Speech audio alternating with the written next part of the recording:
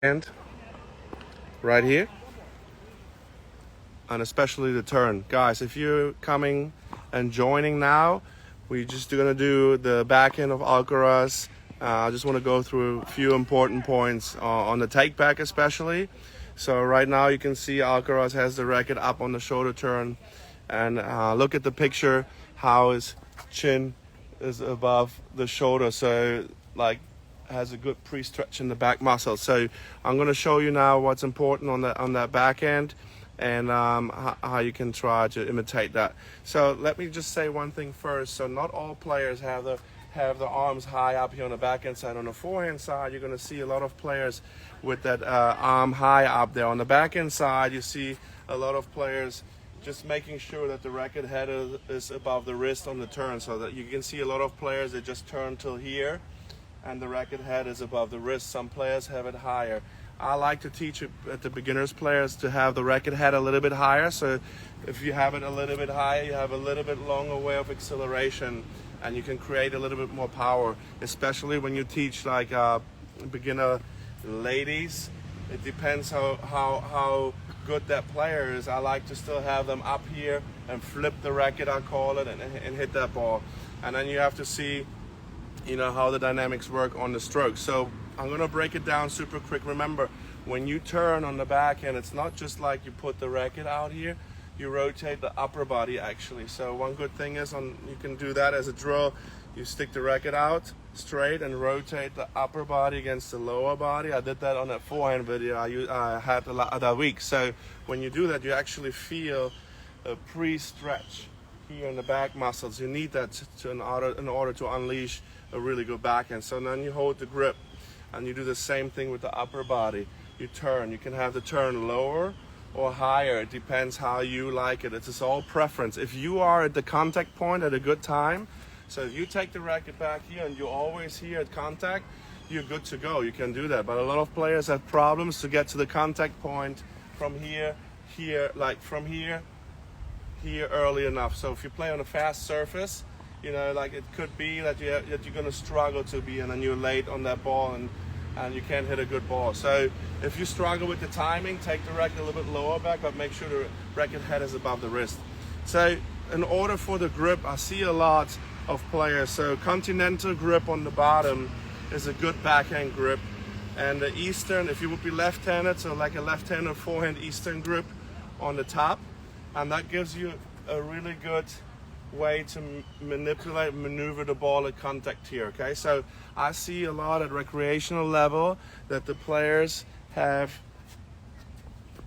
the bottom hand like this and the right hand like this, so they hit somehow like this. So with this grip, you cannot get under the ball and roll it, so they're never going to experience that. So you need to make sure bottom hand is continental, and the left hand like you would hit a left forehand with a Eastern grip, and then you put it together and you have a good grip on a two-handed backhand. All right, so let's go to the shoulder turn. So actually when you turn, so you split and then you turn the upper body. Once you turn, look at Alcaraz's picture there. He turns so much that his chin is above the shoulder. So that gives you a good pre-stretch here, right? And his arms are up. And when he goes and swings, he will drop the racket head, and the bottom is going to point forward. So he goes to here, and he's going to drop the racket head, and then he goes up and around, okay?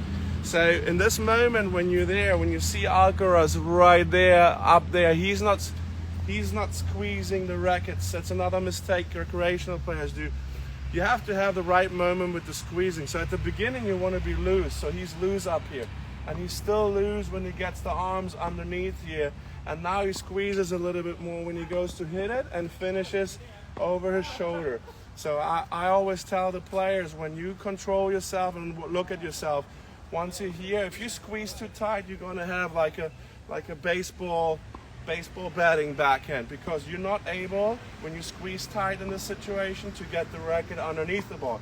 You always have to be underneath the ball when you come up in order to hit a good topspin. So remember that when you squeeze too tight, you will look like something like this. In my previous videos, I mentioned as well, when you are playing, you don't know if the ball comes to the forehand or backhand, so you have to make sure you're ready. You split always, so you can go either direction.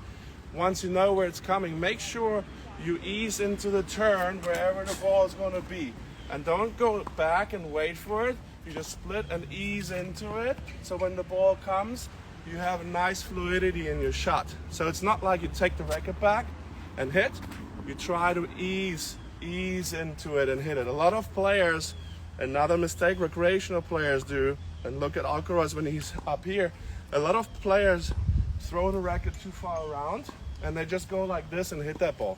So that doesn't work, because everything, I tell them always, everything that happens is on the side and in front. So everything with the take back, they can stay here and do it here and hit that ball and not go too far around. They can go a little bit, but if you go too far around, you have to make sure that you try to straighten it out. So the arms are out, you always have a little bit good spacing, and you can get the power from here and then hit it, or a shorter take back, but the racket head is above the wrist, and then you go and hit it.